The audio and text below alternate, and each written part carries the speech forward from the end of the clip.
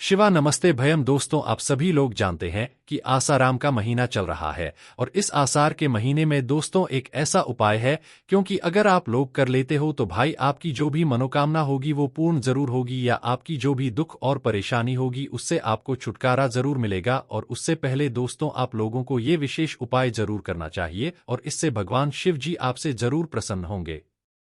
तो भाई वो कौन सा उपाय है, कैसे करना है, किसको करना है, किस समय करना है और कहां पर करना है, ये सारी जानकारी हम आप लोगों को इस वीडियो में देते हैं। तो सबसे बड़ी चीज आप लोग ये समझ लीजिए कि ये जो उपाय है ये बिल्कुल ऐसा अद्भुत उपाय है जिस उपाय को सुनने के बाद करने के बाद आप खुद भी कहेंगे कि हाँ, इस उपाय को अगर हम करेंगे तो निश्चित ही बात है, सीधी सी बात है कि भगवान शिव हमसे जरूर प्रसन्न होंगे। पर उसके पहले आपको ये उपाय अच्छे से सुनना पड़ेगा, उसके बाद ही यहां पर आपको करना होगा।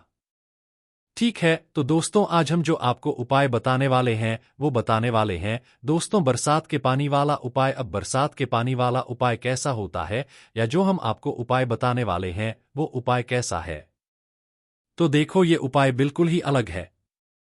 तो इस उपाय में आपको क्या करना है, सबसे पहले आप लोग वो सुन लो। तो देखो सावन का महीना आता है और आषाढ़ के महीने में भी पानी कटता है और सावन के महीने में तो बहुत पानी कटता है ना। तो भाई जो ये पानी गिरता है, कभी आपने इस पानी के बारे में सोचा कि हम इस पानी से कैसे भगवान शिव जी को प्रसन्न कर सकते हैं? आपने ये बात तो जरूर सुनी होगी कि सबसे जो साफ जल होता है वो ऊपर से करने वाला जल होता है ना? आपने ये बात सुनी होगी या पढ़ी होगी है ना कि अगर हम ऊपर से गिरे हुए पानी को किसी लोटे में या किसी भी गिलास में मतलब झेल लेते हैं, इकट्ठा कर लेते हैं, तो उस पानी को हम पी सकते हैं क्योंकि वो बहुत ही साफ पानी होता है। हमारे घर में जो भी पानी होता है उससे तो कई गुना ज्यादा वो पानी साफ होता है। तो भाई उसी पानी का ये जो है उपाय है, मतलब बरसात के पानी वाला ये उपाय है ना। अब इस उपाय में आपको करना क्या है वो सबसे पहले सुन लो। तो देखो ये वाला उपाय आप जब कर सकते हो जब इस आषाढ़ के महीने में पानी गिर रहा हो, और पानी जरूर करता है ना, भले ही 112 दिन छोड़ के गिरे या किसी किसी दिन तो लगातार भी गिरता है ना। तो भाई जिस दिन भी पानी गिरे आप उस दिन जो है ये वाला उपाय कर सकते हो, है ना।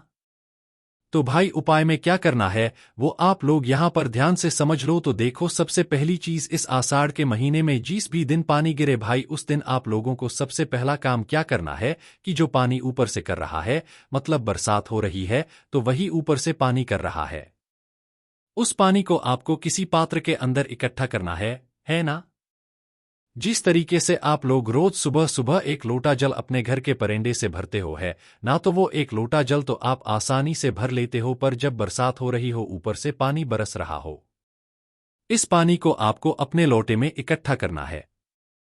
अब ये जो पानी है ये आप वैसे भी सादा तरीके से भी इकट्ठा कर सकते हो, या कहीं से अगर साफ जल कर रहा है, मतलब ऊपर का जो जल है वो पहले किसी छत पर आकर गिरा और छत से फिर आपके पाइप से आ रहा है, पर वो छत अच्छी होनी चाहिए, वहां पर ज्यादा मतलब लोग नहीं जाने चाहिए ना, मतलब जल हमें यहां पर शुद्ध भी चाहिए। तो इससे अच्छा यही है कि आप एक लोटा लो या कोई भी एक पात्र लो जो कि शुद्ध हो, जिसके अंदर आपका बरसात का जल ज्यादा मात्रा में अपने आप भरा जाए, है ना। तो भाई क्या करना है, आप लोगों को जिस समय बारिश हो रही हो, जिस दिन बारिश हो रही हो उस दिन आप लोगों को अपना वह लूटा, कोई भी एक लूटा, कोई भी एक ग्लास या कोई भी एक पात्र जो है बादलों के नीचे रख देना है ना, मतलब जब बरसात हो रही हो तो भाई उसे रखे रहने देना है।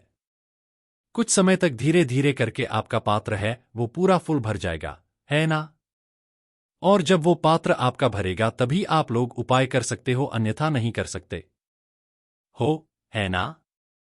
और दोस्तों ऊपर से गिरे हुआ पानी बहुत शुद्ध होता है, इस पर कोई सवाल नहीं उठा सकता है ना। तो पहला काम आपका यही रहेगा कि ऊपर से जो पानी बरस रहा है वह पानी को आपको किसी पात्र में इकट्ठा करना है ना। जैसे ही आपका वह पात्र में पानी इकट्ठा हो जाता है, जैसे कि सुबह सुबह अगर बरसात हो रही है या रात में बरसात हो रही है तो कोई दिक्कत वाली बात नहीं है।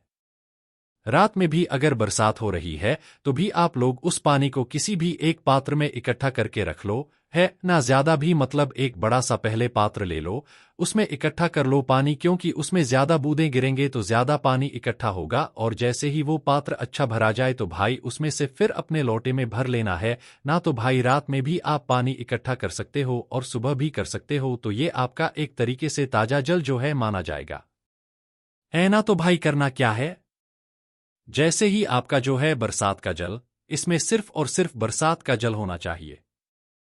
आपका ना तो घर का जल होना चाहिए, ना कोई और जल होना चाहिए।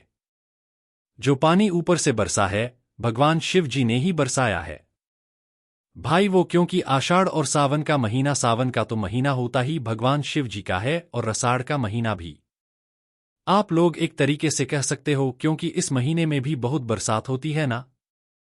हालांकि गर्मी भी बहुत पड़ती है। तो आपको करना क्या है, सबसे पहले आपको वो पानी इकट्ठा कर लेना है। जैसे ही आपका वह पानी इकट्ठा हो जाता है तो भाई जिस भी दिन आप लोग उपाय कर रहे हो उस दिन सुबह सुबह आप लोग इस जल को तैयार करके रख लेना, ठीक है। चाहे आप रात में भर रहे हो, चाहे सुबह सुबह बरसात हो रही हो, तो सुबह के जल से भर रहे हो ना, तो भाई आपको उस जल को भरकर तैयार कर लेना है। आपने एक लोटे के अंदर, है ना, एक से ज्यादा भी नहीं चाहिए। एक लोटे के अंदर आप लोग जो है अपना जल भरकर तैयार कर सकते हो, है ना।